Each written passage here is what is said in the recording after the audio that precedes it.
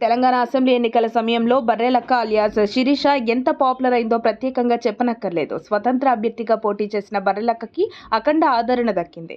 నాగర్ కర్నూలు జిల్లా కొల్లాపూర్ నియోజకవర్గం పెద్దకొత్తపల్లికి చెందిన నిరుద్యోగ యువతి శిరీష గతంలో పోలీసు ఉద్యోగానికి దరఖాస్తు చేసుకుంది. అయితే నోటిఫికేషన్లు విడుదల చేయడంలో నిర్లక్ష్యం కారణంగా అవి భర్తీ కాలేదు. దీంతో బర్రెలు కొనుక్కున్నానని, తెలంగాణ యువత కూడా అదే చేయాలని సెటైరికల్ గా వీడియో విడుదల చేసింది.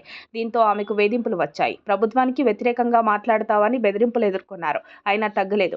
నిరుద్యోగుల ఆవేదనను ప్రజలకు తెలియజేయాలని నిర్ణయించుకుని ఎన్నికల్లో నిలబడింది. స్వతంత్ర అభ్యర్థిగా పోటీ చేసిన శిరీషకు రాష్ట్ర వ్యాప్తంగా ప్రశంసలు దక్కాయి. ఒక్కసారి ఎన్నికల్లో అవకాశం ఇవ్వాలని, భవిష్యత్తును మారుస్తానని చెబుతూ ప్రచారం చేసింది. ఒక రకంగా సోషల్ మీడియాను షేక్ చేసింది. అయితే అవన్నీ ఓట్ల రూపంలో రాకపోవడంతో శిరీష ఓటమి మూట కట్టుకుంది. అయితే శిరీష గెలవకపోయినా రాజకీయాల్లో ఎదగడానికి ఎవరికైనా అవకాశం ఉంటుందని నిరూపించింది. ప్రజాస్వామ్యానికి ఇలాంటి శిరీషలే బలమవుతారు. ప్రభుత్వాలపై పోరాటానికి, ప్రజాస్వామ్యాల పరిష్కారానికి యువత ముందుకు రావడానికి శిరీష మార్గదర్శిగా నిలిచింది. అయితే ఆమె రాజకీయ భవిష్యత్తు ఏంటి అనేది ఇప్పుడు ఆసక్తికరంగా మారింది. గత ప్రభుత్వంపై పోరాటం కోసం వీడియో చేసిన శిరీష ఇప్పుడు అధికార కాంగ్రెస్లో చేరనున్నట్టు తెలుస్తోంది. గ్రామ స్థాయి నుంచి యాక్టివ్ పాలిటిక్స్ మొదలుపెట్టి వచ్చే ఎన్నికల నాటికి బలోపేతం అవ్వాలని భావిస్తున్నట్లు తెలుస్తోంది.